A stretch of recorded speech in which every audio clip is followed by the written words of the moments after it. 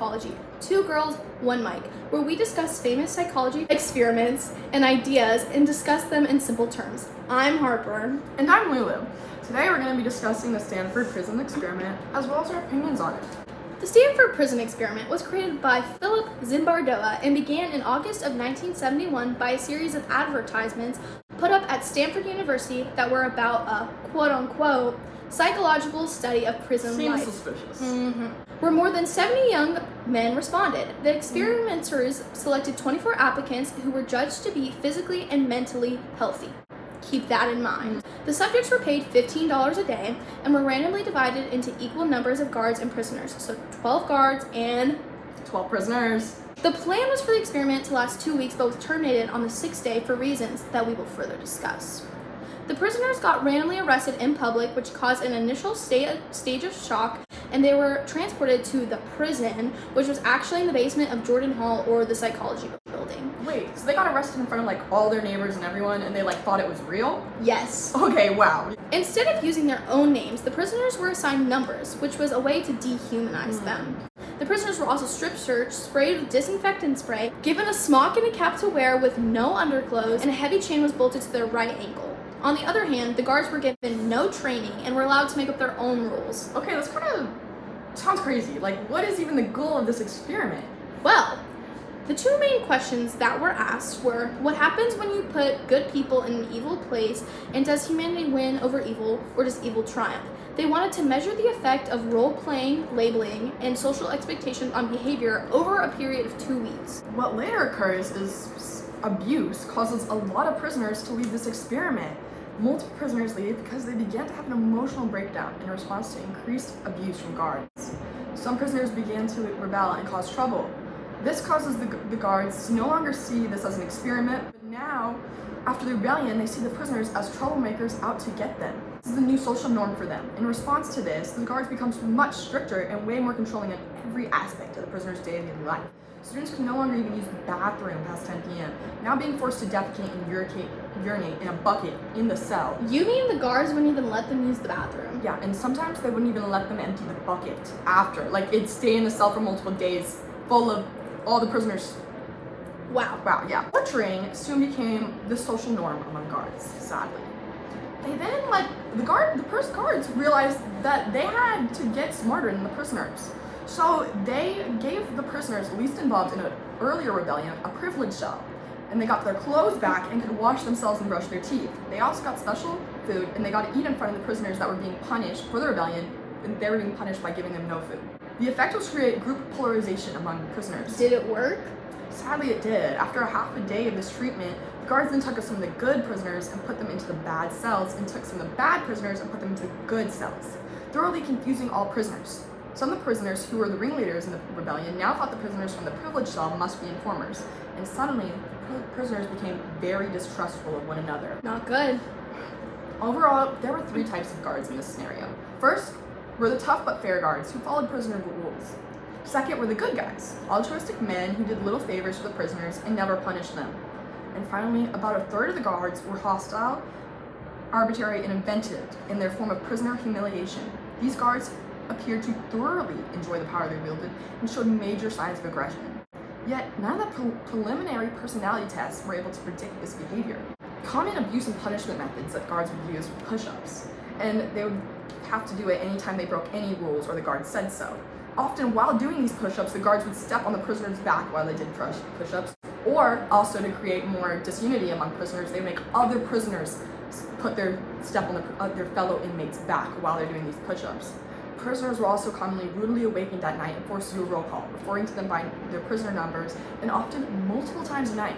So they're getting humiliated, and then they're getting tired, and so their mental health is just degrading. And that's awful. Imagine doing push-ups again and again and again. And your own friend is stepping on your back. You're not friends anymore. Well, it doesn't end there. Through the videotape set up by the researchers, it was seen that the guards were escalating their abuse of prisoners in the middle of the night when they thought no researchers were watching them, and their experiment was off.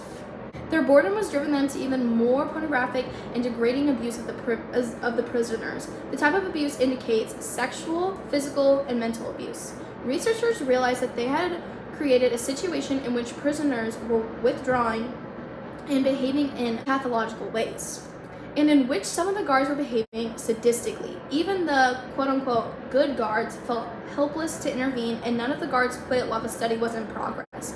Indeed, it should be noticed that no guard ever came late for his shift, called in sick, left early, or demanded extra pay for overtime work. So it's like they were kind of having fun almost. Like They were enjoying it. They were happy to be there. They kept coming back.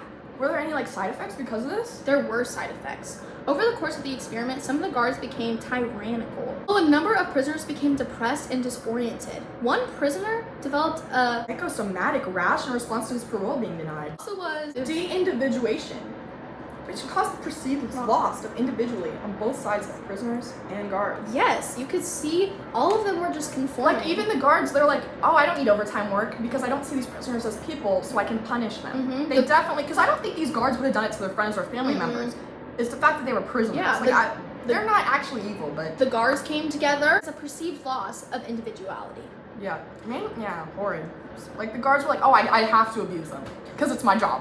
Answers to the questions that were previously asked before starting the experiment. What happens when you put good people in an evil place? What do you think, Lulu? I think nothing good. Definitely, from what happened with the prisoners, I think they're the good people in the evil place. Definitely, they lost all sense of themselves, Yes. their individuality. They were like staying up all night, Yeah. and they were like crying and having mental breakdowns, they became begging to leave. Mentally ill. It was not good. Uh-huh. Now, does humanity win over evil, or does evil triumph? I think in this, like, definitely, like that one quote, absolute power corrupts absolutely. It definitely can apply here. Yes. Because the guards, they were just given full free range. No one was like, hey, you can't do that, you can't do that. Like, in actual prisons, there are rules in place. They're not often followed, but there are in place to Yes. prevent prisoner abuse. In this experiment, There were no None. rules, and they had to stop the experiment because of how evil the guards were becoming. So Yeah. in this, and in they this felt case, that, and the guards, like, as they were good people before this, like, they would never abuse someone just for fun. They just felt it was their job. something that I would want to know is that I wonder what it would be like if they did it with women, Yeah. because I Definitely. feel like that would be I just, a like, different Mhm. different I feel like circumstance. men always react more aggressively. Yeah. I don't feel like women are way more chill. Like women Yeah. guards, they would have just been like, shut up. Yeah, They I want wouldn't to. have stepped on my back, I feel. I want to see what type of rules that they would implement. Would it be as harsh? Would they get through the 14 days? Yeah.